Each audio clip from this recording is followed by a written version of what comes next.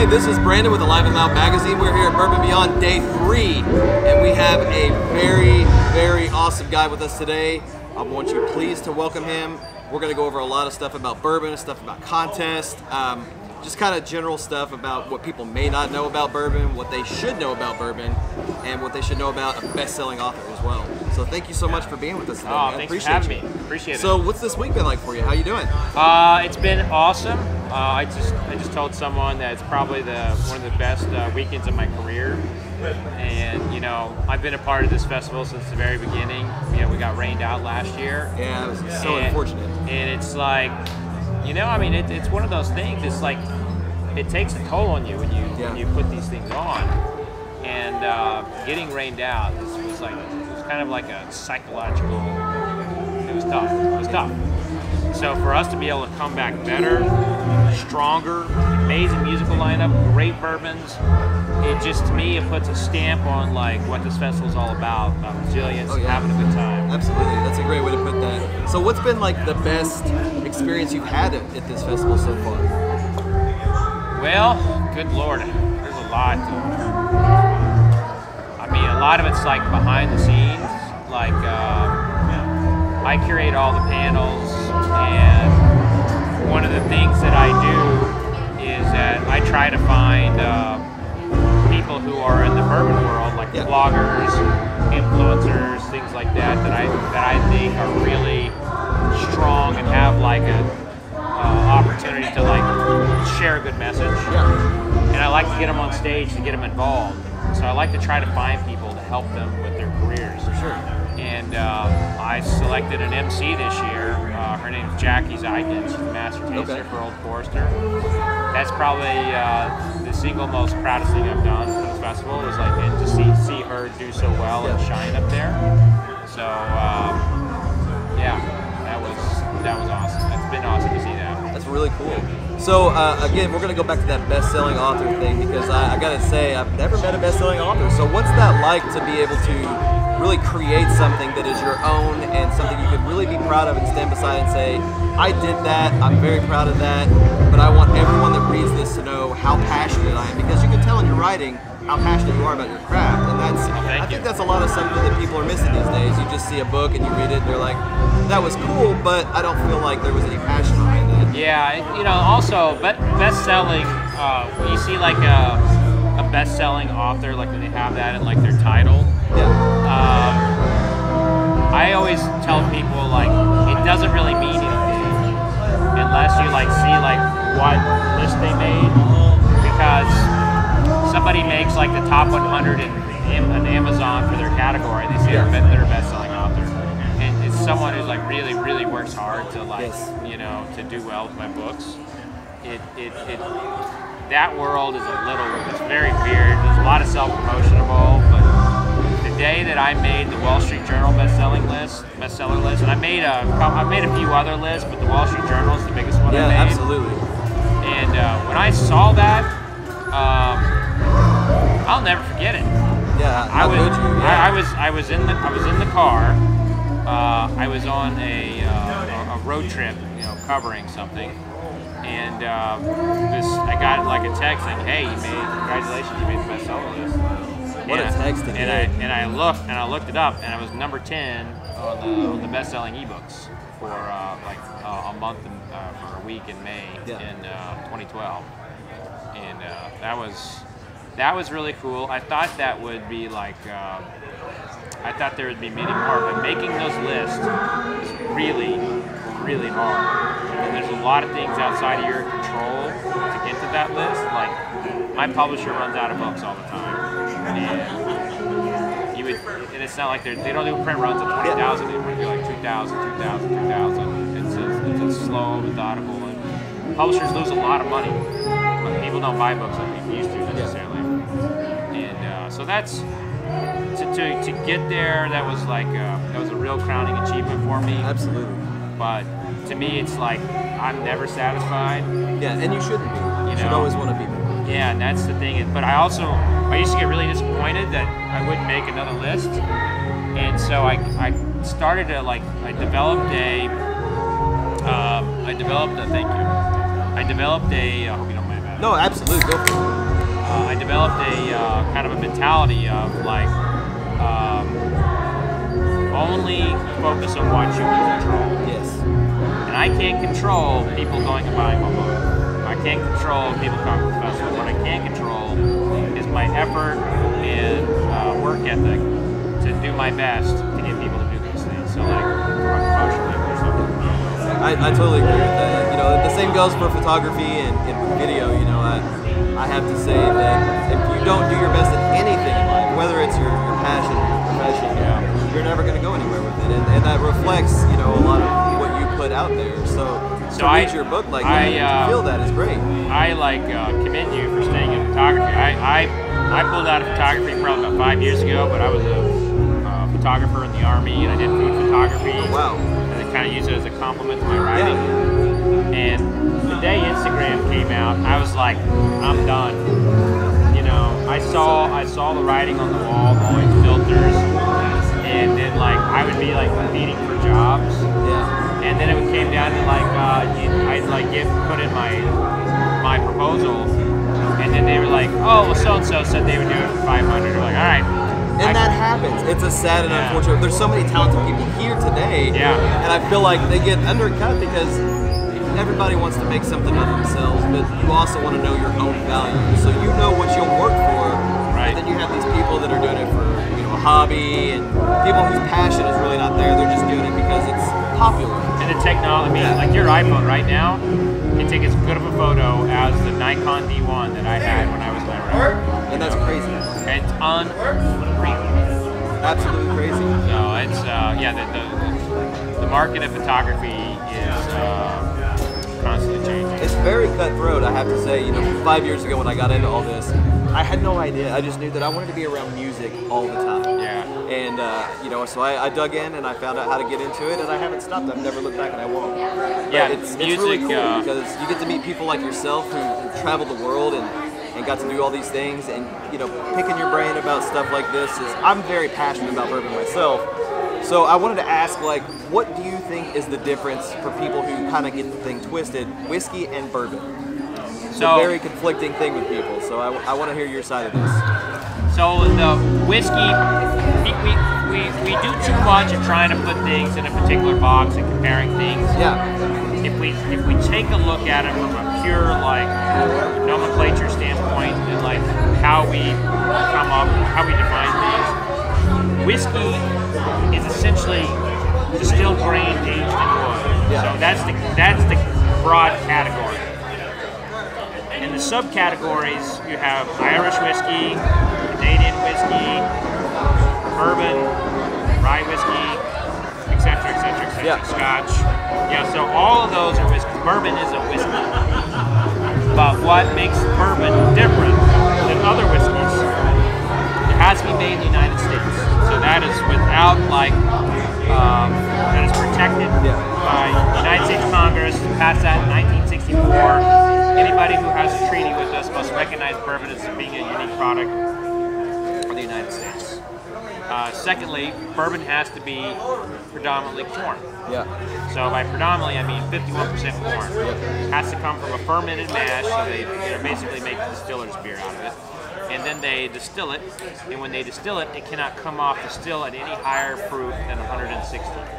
And that's very important because like vodkas and ethanol are going up to 190, and the higher you go up, the more flavor you strip out of it. So like there's like government protection to like make sure that there's like there's not too much stripped out of it. And then it has to go into a new charred oak container. And this is what separates bourbon, other than the grain in the United States. The barrel is the biggest piece that makes bourbon different than other whiskeys. So it has to be a new charred oak container every single time.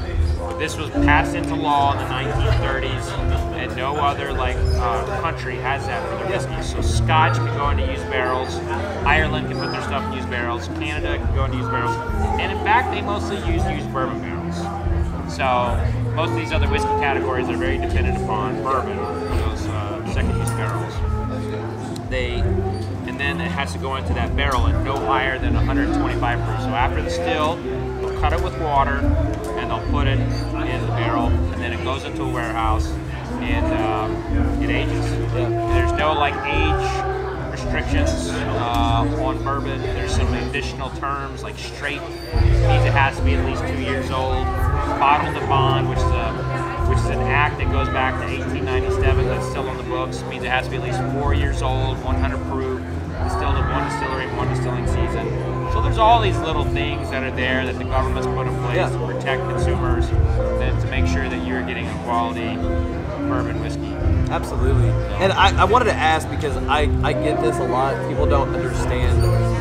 How do you feel about the reverse aging process? Oh, rapid aging? Yes. Oh, I think it's mostly voodoo. Yeah.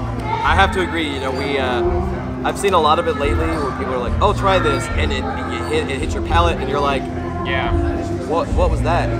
Well, what you're looking at is like you're looking at people getting into the game, trying to figure out solutions to the aging thing. Like people have been trying to like speed this up since the 1800s. Like this has been happening for a very, very long time. Someone's been trying to figure out new ways to make whiskey, and they never work. And if there's ever a day that a rapid age product tastes as good as Wild Turkey 101, which has been in the barrel for 6 years, 4 to 6 years, then I'll say, you know what, it's good. And every time, it sucks. You know, I mean, it's like I tasted one, and my tasting notes were on it were like drywall and melted plastic. You know, and if you want drywall and melted plastic, knock yourself out. It's on the label. Yeah. Rapid age. Yeah, there's some of them actually they don't have to disclose it. Yeah, and that's what's crazy, because you know when you go get a bourbon, you want to find maybe something that you've never had before, and you say that bottle looks interesting. It's expensive, so it might be worth it. And then whenever you get that and you taste it, and then it hits your palate, and you wonder what that is. It's probably from when you were a kid. You were curious about what those chips on the windowsill were, right? Right. Yeah, you know, here to their credit, the people who do rapid aging, they're proud of what they do. Yeah.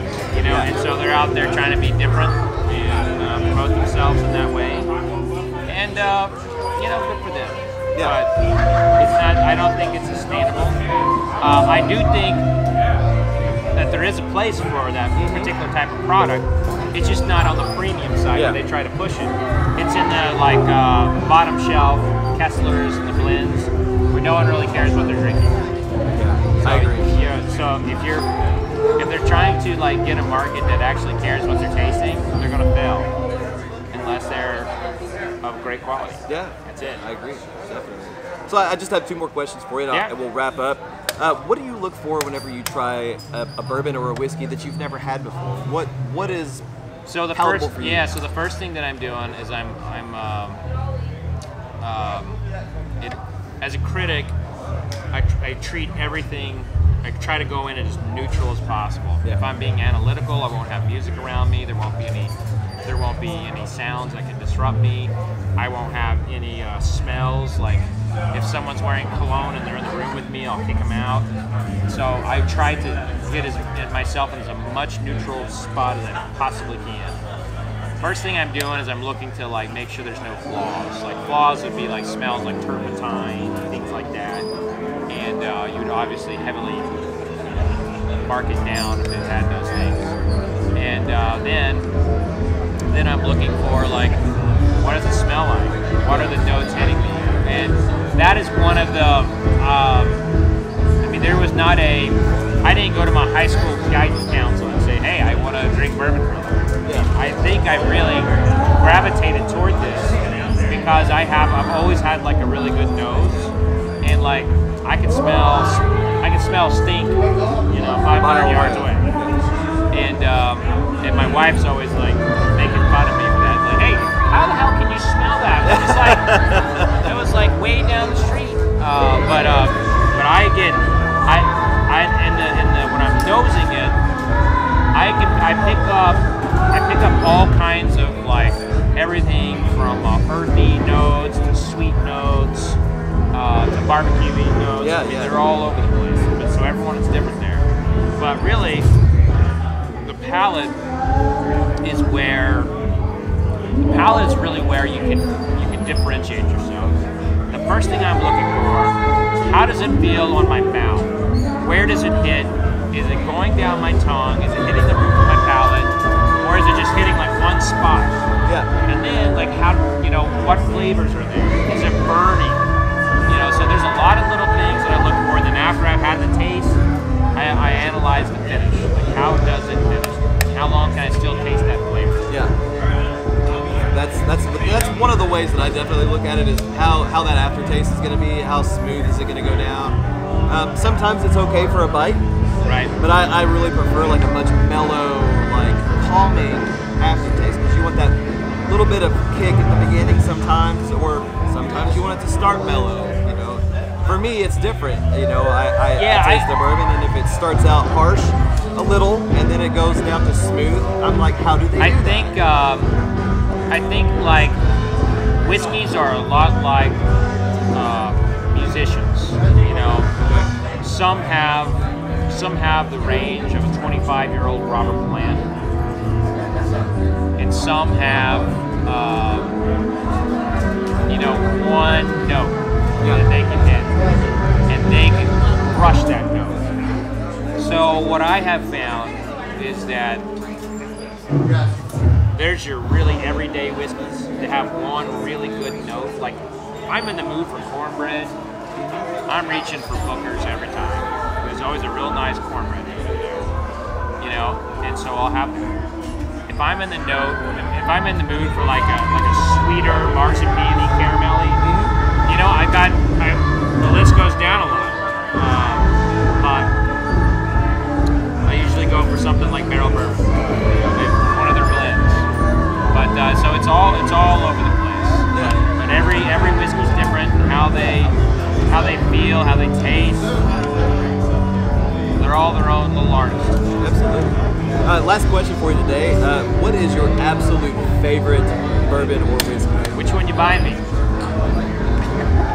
Whatever you want. So I'll tell you, like, I get asked this a lot, obviously, and I, as a critic, I don't really have a favorite. Okay. But you can definitely see, like, my ratings. Like, last year, I gave, I picked barrel bourbon, 15-year-old, as my